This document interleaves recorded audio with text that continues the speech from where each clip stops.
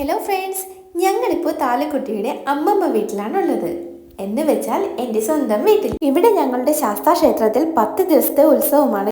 ഉത്സവത്തിൻ്റെ first day ആണ് കേട്ടോ ഇന്ന്.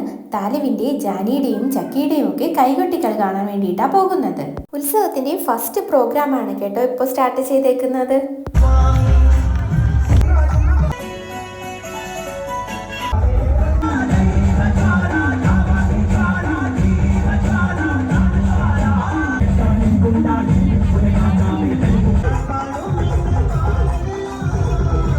ഉത്സവത്തിൻ്റെ പതിവ് കാഴ്ചകളൊക്കെ വിട്ടിട്ട് ഞാൻ നിങ്ങളെ കൊണ്ടുപോകുന്നത് അന്നദാന കലവറയിലേക്കാണ്. ഇവിടെ 10 ദിവസത്തെ അന്നദാനവും പ്രഭാത ഭക്ഷണവും പിന്നെ വൈകുന്നേരം സദ്യയും കൊടുക്കുന്നുണ്ട്. ഉത്സവത്തിൻ്റെ ഒട്ടുമിക്ക ദിവസങ്ങളിലും 10 ചാക്കിന് പുറത്ത് അരി ഇവിടെ ഉപയോഗിക്കുന്നുണ്ട്. അതിൽ 10ാമത്തെ ദിവസത്തെ കണക്ക് വളരെ കൂടുതലാണ്. രാത്രിയിൽ നടക്കുന്ന അന്നദാനമാണ് ഇപ്പോൾ നിങ്ങൾ കാണുന്നത്. ചക്കയും ടീമും ഒക്കെ ഡാൻസൊക്കെ കഴിഞ്ഞിട്ട് ഫുഡ് കഴിക്കാൻ വേണ്ടി വന്നിട്ടുണ്ട്. താലുക്കുട്ടിയും അച്ചാച്ചനും ഇവിടെ ഹായൊക്കെ തന്ന് നിൽക്കുന്നുണ്ടേ. കലവറയുടെ സ്റ്റോക്ക് റൂമാണ് ഈ കാണുന്നത്.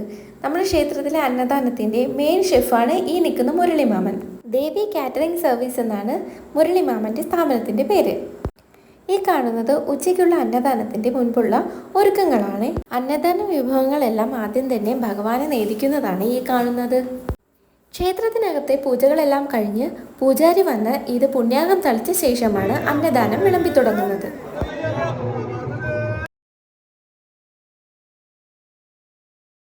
അങ്ങനെ താലിക്കുട്ടിയും അന്നദാനമൊക്കെ കഴിച്ച് വീട്ടിലേക്ക് വന്നു. നമ്മൾ ഇനി കാണുന്നത് 5ാമത്തെ ദിവസത്തെ ലക്ഷദീപമാണ്. ആദ്യത്തെ ഭദ്രദീപം തെളിയിച്ചത് ഗൗരി പാർവതിബായി തമ്പുരാട്ടി ആയിരുന്നേ. ലക്ഷദീപം കാണാൻ വേണ്ടിയും തിരിതെളിയിക്കാൻ വേണ്ടിയും അത്യാവശ്യം നല്ല തിരക്കുണ്ടായിരുന്നേ. ചിരിക്കാൻ വലിയ മൂടില്ലെങ്കിലും താലക്കുട്ടി അത്യാവശ്യം ഫോട്ടോയ്ക്കും വീഡിയോയ്ക്കും ഒക്കെ പോസ്റ്റ് ചെയ്യുന്നുണ്ടായിരുന്നേ.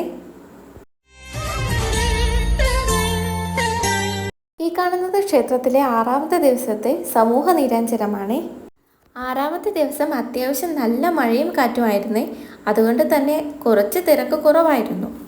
ഇനി ഞങ്ങൾ ഇന്നത്തെ കൈകൊട്ടിക്കളി കാണാൻ പോകുന്നുണ്ടേ.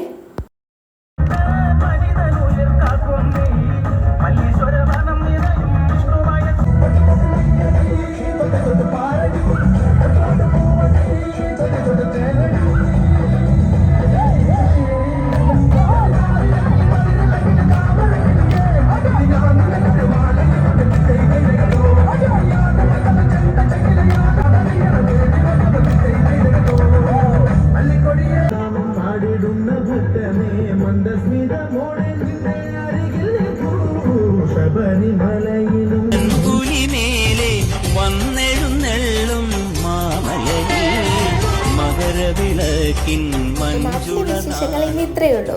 ടാറ്റാ.